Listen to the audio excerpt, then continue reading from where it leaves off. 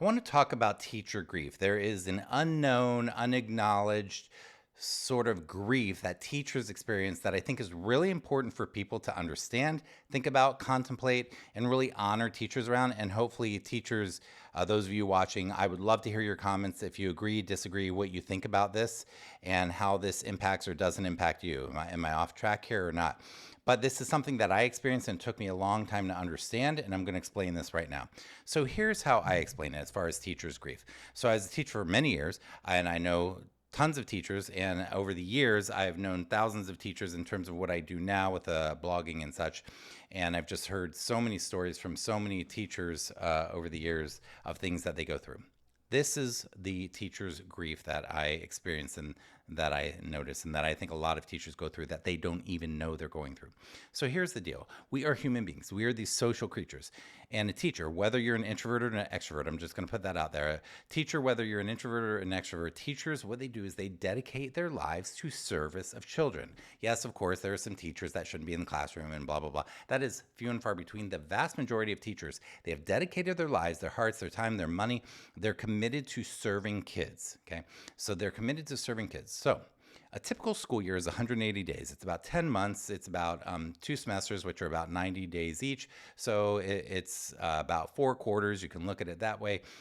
And so it's basically that you usually have about 180 days of school in any given school, at least here in the United States of America. And I know I have people from all over the world watching, but we have about 180 days of school. And then we have a summer break.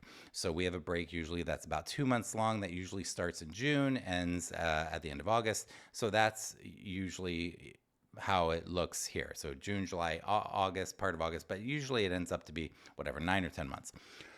So during that time, that 180 days, which really ends up being 9 or 10 months through the year, these teachers, many teachers who only have these students once, what happens is, so I'm not talking about like, let's say a computer teacher, an art teacher, or a PE teacher that has students year after year after year, but the teachers that, let's say that you're a third grade teacher or a seventh grade teacher or whatever, you have those students for 180 days. They enter your life, fresh faces every year. So exciting.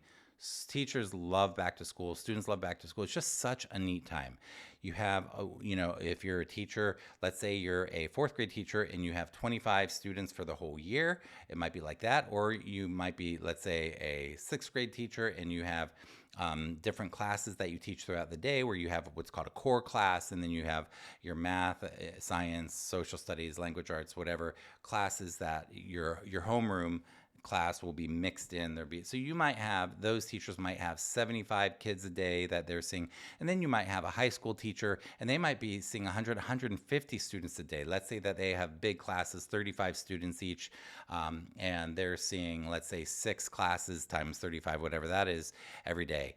So either way, however it breaks down, teachers are starting at day one of 180 and building these relationships with these students. And I cannot tell you, imagine you and your child, if you're a parent, or imagine some of the people that are the closest people in your life that you really care deeply about. These teachers are caring creatures. They are pouring so much into creating an awesome classroom, awesome learning experiences, often with a lot of things that are making it hard for them to do their job, but they're pouring so much love into their classrooms.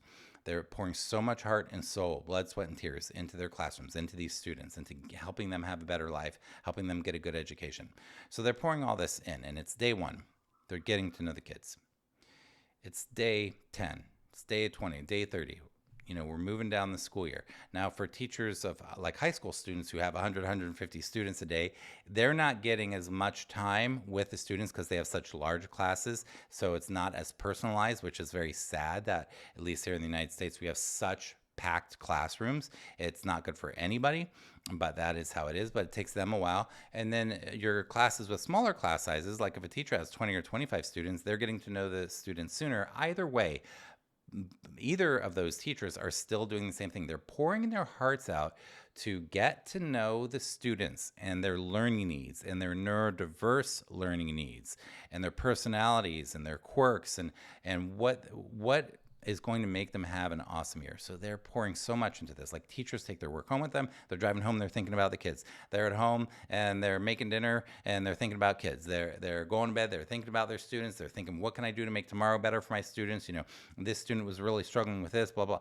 Teachers' hearts are so invested. And I'm getting to the grief part. So a teacher has spent this 180 days, this 2 semesters, this 9 or 10 months with all these students. Comes to the end of the school year. Everybody's got spring fever. Everybody's sick of being at school. Teachers, parents, students, everybody's sick of it. Everybody's burnt out. Everybody's ready for a break. Ready for a break. Winding down, final exams, cleaning up the classroom, cleaning out lockers. You know, it's the end of the school year, signing yearbooks, all this stuff. And then, one day, it's break. It's summer break. And I would have so much pride in my students and so much gratitude for seeing these students grow and being a part of their lives and being able to be a part of educating them. But there was a sadness. And I noticed this year after year. And I now acknowledge, and after several years of teaching, I realized it was grief, but that it's loss.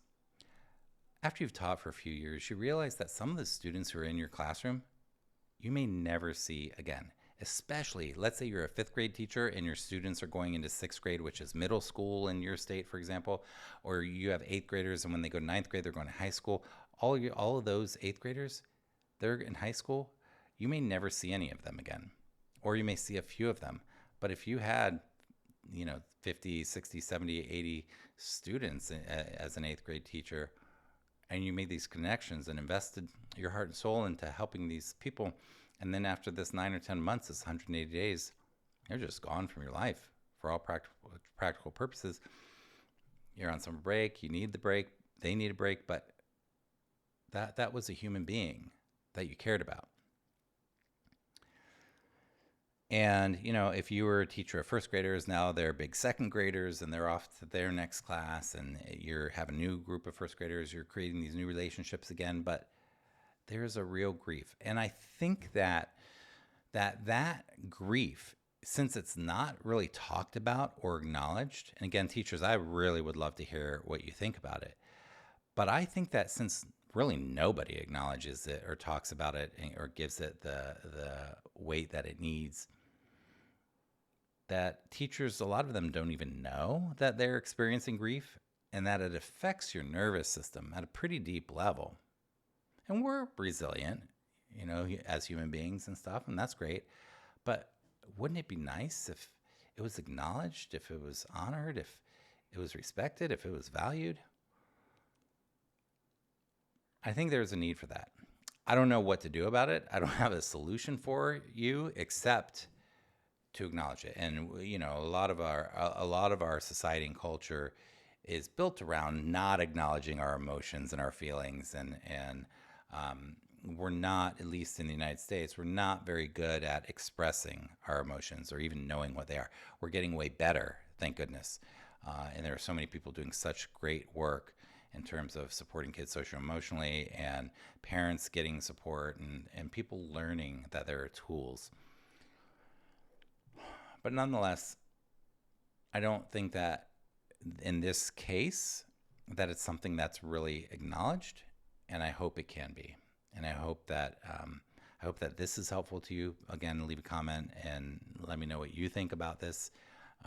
And I want to wrap up by saying that I don't know how many students I've had over 12 years of teaching, but I had classes where I had 75 kids a day. I had 120 kids a day in teaching middle school. I had different class sizes, but I probably remember every student I've ever worked with, and I bet a lot of you do too. And it's so cool when we do get an opportunity to see them growing up or to see what they've done with their life or to see them accomplish things and stuff like this. But